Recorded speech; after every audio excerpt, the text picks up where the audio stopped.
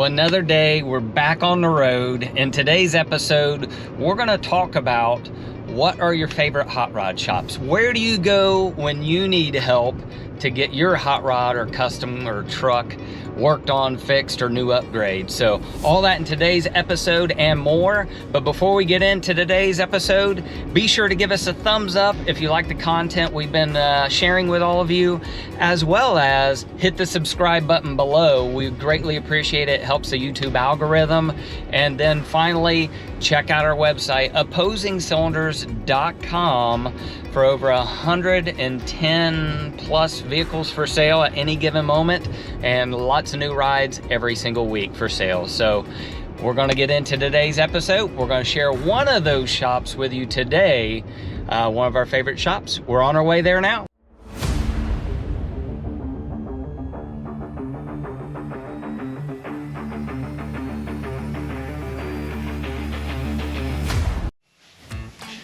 Well, we're inside the shop now, Low Main Rods, and we have one special vehicle we want to show you, and I have Tim and Matt here as well. They're gonna tell you a little bit about this awesome Regal, and this thing is gonna be killer. So we're gonna show you some pictures, but let's show the guys first. So, who are you?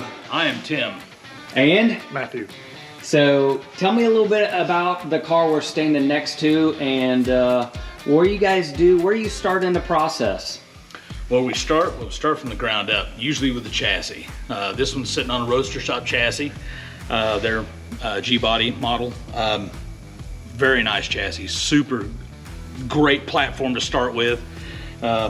Everything fit really nice, car bolted up great. Has plenty of room for exhaust underneath, nice fuel tank set up. This came with brake lines, but for this application, we're probably gonna have to change some of that up, and you'll see why in a minute. Matt, do you want to talk a little bit about the motor and everything, since that was kind of the biggest mod that we had to do on this? Yeah, there's a lot going on up here. First things first, we kind of wanted to figure out how and where we were going to locate the turbos. We wanted them to be as equal and symmetrical as possible, but also look the best.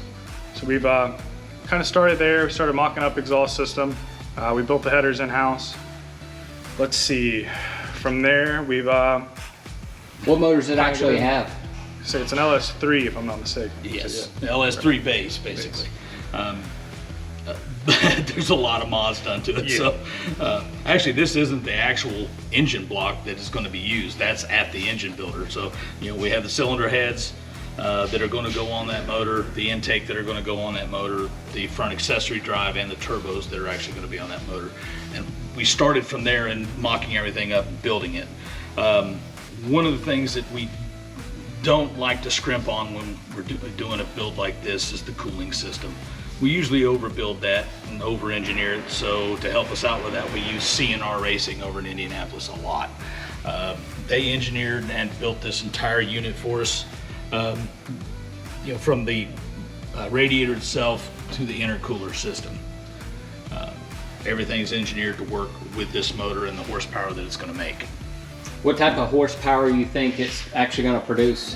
This one will be capable of about 1,200, but I'd say most of the time it'll be turned down to about 8. Okay. So. Just a small 8, right? I mean, a slow 800 horsepower. Yes, a slow 800 horsepower. There's a lot of tech going in this car as well. I mean, the customer wanted, it's a Buick, so he wanted cruise control, it had it from the factory, he wanted it to still have it. And there's a couple of things that we added to it that it didn't have that most modern cars do, and a lot of his cars have. He wanted analog brakes, so it's got an analog brake system. He wanted basically to be able to, if he wanted to turn the power up, he wanted to be able to do that. So the boost controller will allow him to do that. He'll be able to turn it up with a key. Oh gosh, what else did he want? Oh, anything and everything. Let's see, we got the ABS covered. I can't even think of traction there's control. A lot. I forgot about traction control. Yes, he wanted traction control on it, so it's got that as well. Up front, we're using newer style Corvette hubs, which already come with their reluctor ring and sensor and everything already built in. So we kind of designed these up did some printing, and then eventually had them laser cut. But these bolt to the back side of the axle, which we then mounted So what is that? This is just a reluctor wheel. Yeah. Basically, that basically tells the wheel speed sensor how fast that wheel is turning. Sure. I knew that. We know that we just. I just want to make sure all of you watching knew what it was, because I know all these things. That's for the anti-lock brakes and the traction control. Yeah. So. Okay. And you machine that in-house? No, we actually sent that up to Champion Laser up in Covington, and they came out for us. Okay. So this has to be made of a ferrous metal, so these are actually steel. We got to have these probably zinc plated afterwards to, Okay. hold back corrosion. But we made 4 just in case. So for this type of power, we have to be able to stop it as well. Yes. Right? Yes. So you're talking about the brakes. What brakes is it running? It's a bear setup. Mm-hmm. Excuse my terminology. They, I believe they call it their big ass brake setup. Okay. That's what it says on the It's box. just that. Yeah, they're huge. If I'm not mistaken, the up front and in the rear, we're running 6-piston calipers. Yep. Gigantic rotors. This thing should have, on top of all the other goodies, no problem stopping. No. Should stop on a dime. That's what we're hoping for anyway. So. And then to cover those big brakes, we can see the brakes through the wheels, but what wheels are we running? So I'm not sure of the model. If you, Yeah, they're. I can't remember the model either, but they are forged lines. Forge line wheels out of Dayton, Ohio. Yep. Yeah, we do. If we could source it local, we like to do that. So Forge Line's a great group of guys over there. Man, they'll design you anything you want. Just wonderful to deal with. They really are. So when guys are calling you guys to do something, why would maybe someone reach out to Low Man Rods to do a build? I mean, really from start to finish, from the chassis, the engine, paint and body, really everything. You guys do everything here except interior. Correct. Well, we don't build the engines Right. themselves. I mean, we make them fit, obviously, and do a lot of the componentry fitment, but the actual engine building, we leave that up to someone else. Okay. So why would someone say, you know what, man, I'm looking to do a build or just an upgrade, an update? Why would someone select Low Man Rods? Well, there's several reasons why you could and probably would. Like I say, we have a standard here that we like to live up to. We do things a specific way, as you can tell. And we like to basically fit these cars to the customer. I mean, I think that's a big part of having one of these cars built. If you're going to have a shop do it, is the car needs to fit you. You're the one paying for the car. It needs to almost be like a tailored suit. It needs to fit you, which we've done for this customer as well. We've moved the seat back. We've located the brake pedal and gas pedal to where they're easy for him to get to, as well as the shifter and so on. Everything suits his needs and wants. It may not always be cheap to do that, but if that's what the customer's wanting, that's what we give them. And how many builds do you guys have going on right now? Oh my God. Do you know how many you have? And you have cars in waiting too. Yes, we do. Complete overall builds from the ground up, we have several. We've got 5 in here, and there's one in the back in the finish shop that's coming together right now. Gosh, what else? And then how many in the body shop you think? Oh my goodness. 1, 2. I think just 2 right now in the body shop. This one's getting close though, so I would say within the next few months, this one will be headed back there. And we'll take you a walk through the body shop just real quick. So really, we're in the fab shop now. We're going to show you the Regal here. We'll walk through the body shop, and then we'll show you the finish shop as well. And at any given time, how many do we have back there? Usually the finish shop stays full, so you're usually looking at anywhere from 7 to 8 cars. Okay. For some reason, we like to just jam those cars in there around those guys. So. and Timmy, if someone wanted to reach out to you guys, because I see a lot of messages on social media, or people even ask me, who do I recommend? Obviously, I've had a lot done with Low Man Rods, but how do people actually contact you guys? Who would they call? What's the phone number and so forth if they wanted something done? Well, they can give us a call here at the shop, anytime through the week. We're here Monday through Friday, 8 to 5 Eastern Standard Time. The phone number is 937-679-5140. You can ask for either me or Mac. Mac's the owner. We'll work with you any way we can. Would you like to see some more tech going into this? Yeah. Okay. We didn't focus much on the interiors. We like to dabble around with some of the new technology as well. The customer wanted a digital display dash. Of course, that wouldn't fit the stock Buick Surround, but he wanted the stock dash. So we actually designed and 3D printed a surround that fit in his stock dash insert. That would basically flow the stock dash into the LCD screen. His cruise control knobs fit here, stock light switch and everything here, windshield wipers, and push button start. Now, also to complement that and make everything kind of flow together, we're going to have a console built. So we designed and 3D printed a console top that kind of mimics the lines of the dash. His AC and heat controls go in here. These are the window switches for the doors, and of course the shifter.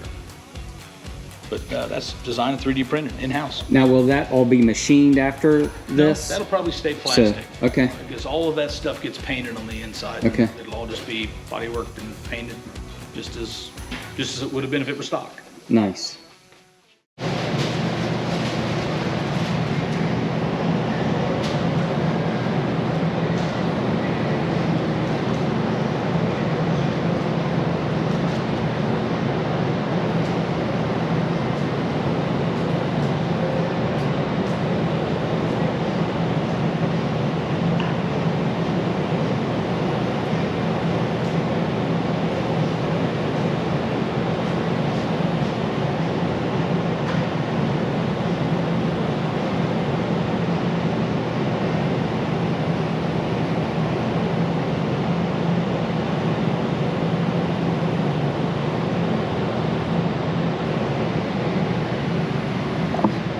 So Mac is laying down some color inside the body shop.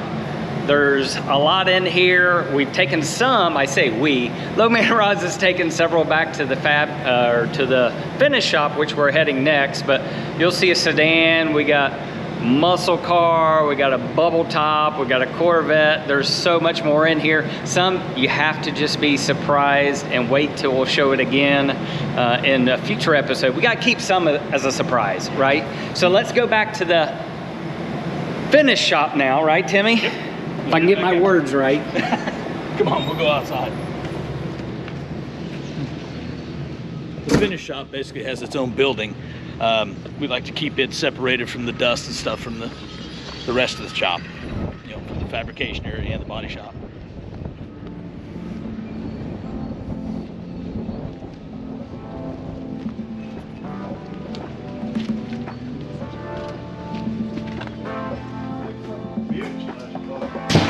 There's the guys.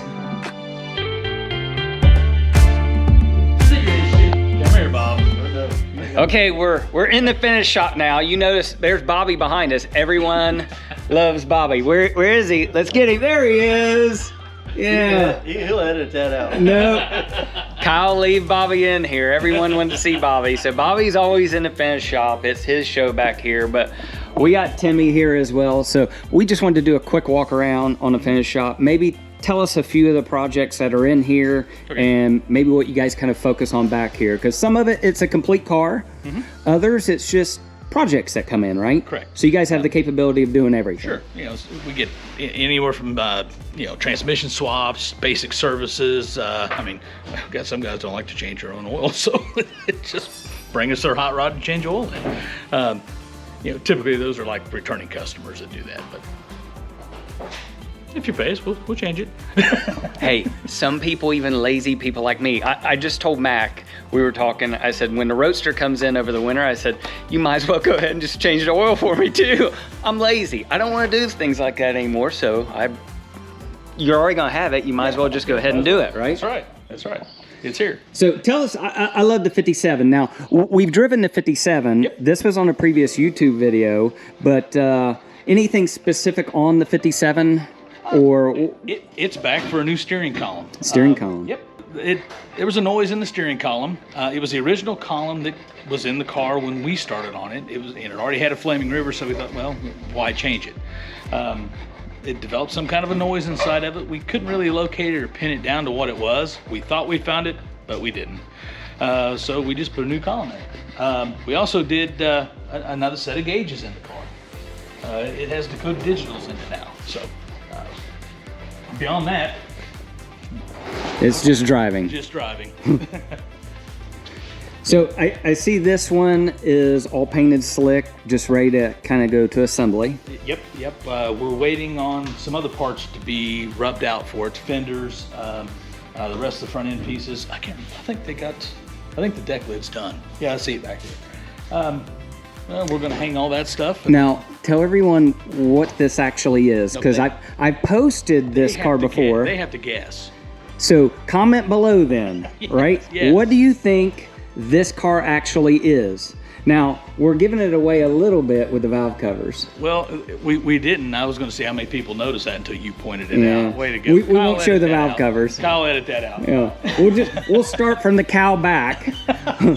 What do you think this car actually is?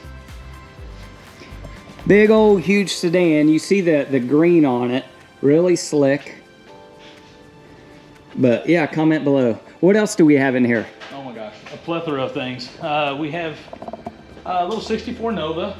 This is just kind of like routine maintenance kind of stuff on this. Check things out. He recently purchased the car. He did change wheels, so we do have a new set of wheels going on it. The underside of the hood wasn't, painted very nice, so we're fixing that for him.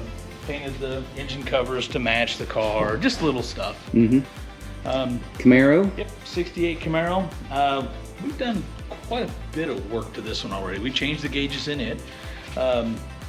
Power windows in the for the quarter windows. It already had them in the doors. Sequential LED tail lights, and we put a new transmission in. Nice. So a lot of service, and then we have a couple on the lift. We got a Mustang up here. 66. That's an assembly job. We have to basically put all that together, make that run. It's not a car we built. Sometimes we do that. We'll get a car in from another shop, and they'll say, "Hey, finish this." And then tell me about the last one on the lift. Let's walk over there real quick. What's your head here? Boom. So what do we have here? An 89 Firebird. This car is a total sleeper. So under the hood, it looks completely naturally aspirated. You can't tell it, but rear mount turbo. Yeah, you may have seen this car before. I think you've done a couple of things on it, haven't you, in the past? I think we've shown a couple photos or something, but not many people have seen this car or know what's going into this car. Okay, well, like I say, rear mount turbo system in it. The car sets extremely low, and it caused a lot of issues in getting the turbo system functional. There wasn't enough room for the exhaust and the charge pipe. So we actually had to run the charge pipe inside the car. I'll be honest, I don't like doing that just for heat purposes. It just creates a ton of work. It really does. But we had no choice on this car. The customer did not want anyone to see any of the intake plumbing for the car under the hood. So we made an engine cover to hide, what goes to the plenum, and all the rest of it's run inside. The intercoolers actually run inside the car, and it draws air from the cow.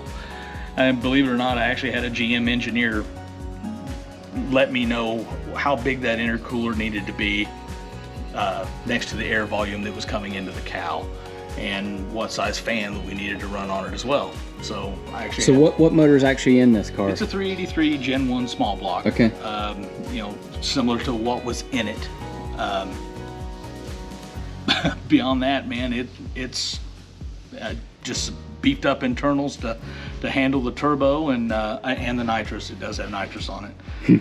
Yeah. And then you guys fab the cage and everything. This is really to protect him as well as keep the car from twisting, because there's really little structure in these cars to begin with, and boy, when you get a T-top in it, it really doesn't have any. Yeah, so you'll see it all goes through the T-tops, along the pillars and everything. Yep. No back seat. All of that will be completely covered. It has nothing but audio equipment back there. Nice. So he didn't want heat or AC. He just wanted audio. Nice. Nice. Priorities. Well, as you can see, whether it is complete builds like the one that we're just talking about here, finished projects, body shop, you saw Mac in there spraying paint, to total one-off rides. Low Man Rods here in Tipp City, Ohio. Give them a call. It's right outside of Dayton, Ohio. And again, Timmy, give them the phone number one more time. 937-679-5140. And if you need parts, I know that they're also a dealer for Art Morrison chassis, Classic Instruments. You guys do Dynamat, and many more parts. So they do have a product line that they can sell. So we always source parts for them as well. But this is the part one of our shop tour series for the winter upcoming. So number one was Low Man Rods. Again, give them a thumbs up. Follow them at LOMAN Rods on Instagram. We'll tag that and their website below. And then here soon, we're going to be visiting Precision Hot Rods up in Cleveland, Ohio. We're going to try to go to Johnson's Hot Rods in Alabama, as well as Greening Auto Company in Alabama. And comment below, where would you like to see us go for our next shop tour and bring you more content. Until that time, hit the subscribe button again. Give us a thumbs up if you like today's content. And by all means, visit OpposingCylinders.com, where we have over 100 plus vehicles and new vehicles for sale every single week. So we'll see you on the road. Next episode, we have a new surprise coming up for you, a new ride coming to our own garage, and we're excited to share that with you as well. See you next episode.